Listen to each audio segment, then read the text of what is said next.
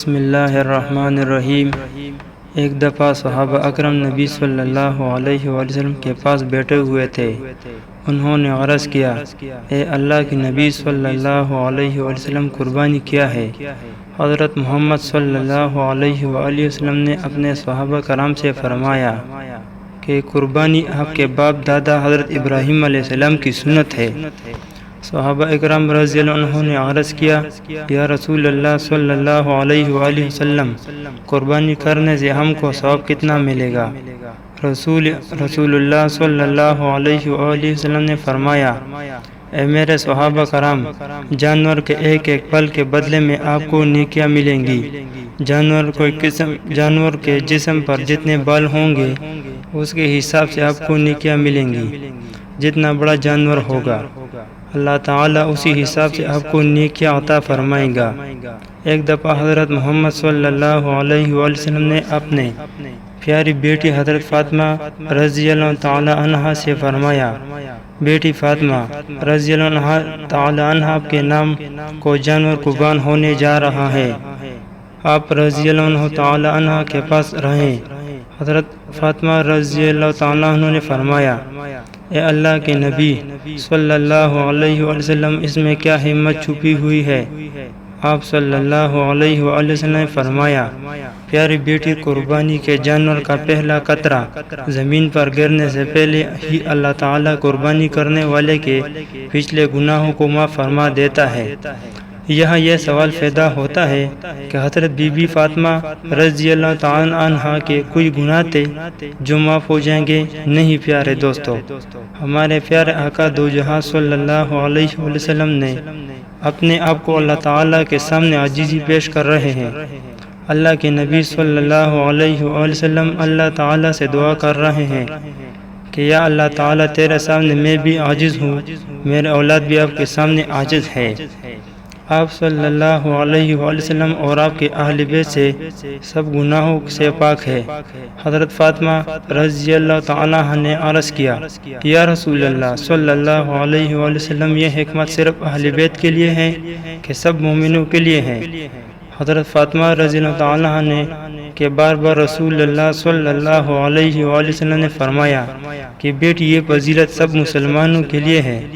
حضرت محمد صلی اللہ علیہ وآلہ وسلم نے فرمایا کہ اگر کسی بندے کے پاس دولت ہے، وہ صاحب حیثیت ہے، اس کے پاس قربانی خریدنے کے لیے پیسے ہیں، لیکن وہ اس وقت باوجود بھی قربانی نہ دے، تو وہ بندہ ہماری عیدگاہ میں عید کی نماز ادا کرنے کے لیے نہ آئے۔ حضرت سیدنا امام جعفر صادق رضی اللہ عنہ لوگوں سے خطاب کر رہے ہیں، قربانی کے بارے میں لوگوں کو بتا رہے ہیں، فرما رہے ہیں، لوگوں، ہر مسلمان کی قربانی قبول ہو جاتی ہے۔ دنیا میں رہنے والے کا گناہگار سیاکار ہر ایک کی قربانی اللہ تعالیٰ قبول فرما لیتا ہے۔ انہوں نے فرمایا کہ دنیا میں 3 لوگ ایسے ہیں جس کی قربانی، حج اور کوئی نماز قبول نہیں ہوتی ہے۔ لوگوں نے دریافت کیا، حضرت وہ 3 لوگ کون سے ہیں جن کی یہ سب چیزیں قبول نہیں ہوتی؟ آپ رضی اللہ تعالی عنہ نے فرمایا کہ جو بندہ شرک کرتا ہے اس کی کوئی بھی نیکی قبول نہیں ہوتی۔ شرک کس کو کہتے ہیں؟ شرک کا مطلب ہے کہ اللہ تعالیٰ کے علاوہ کسی کو خدا ماننا، اللہ تعالیٰ کے سوا کسی اور سے مدد مانگنا۔ ہم کو بس اللہ تعالیٰ کے بارگاہ میں جا کر اپنی حاجت پوری کرنے کی چاہیے، اللہ تعالیٰ سے ہی مانگتا ہے۔ ہمیں اللہ تعالیٰ کے آگے سر سجود کرنے چاہیے۔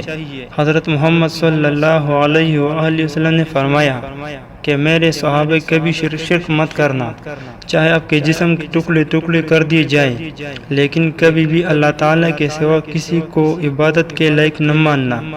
اگر تم شرک کرو گے تو تمہاری دنیا اور آخرت تباہ و برباد ہو جائیں گی۔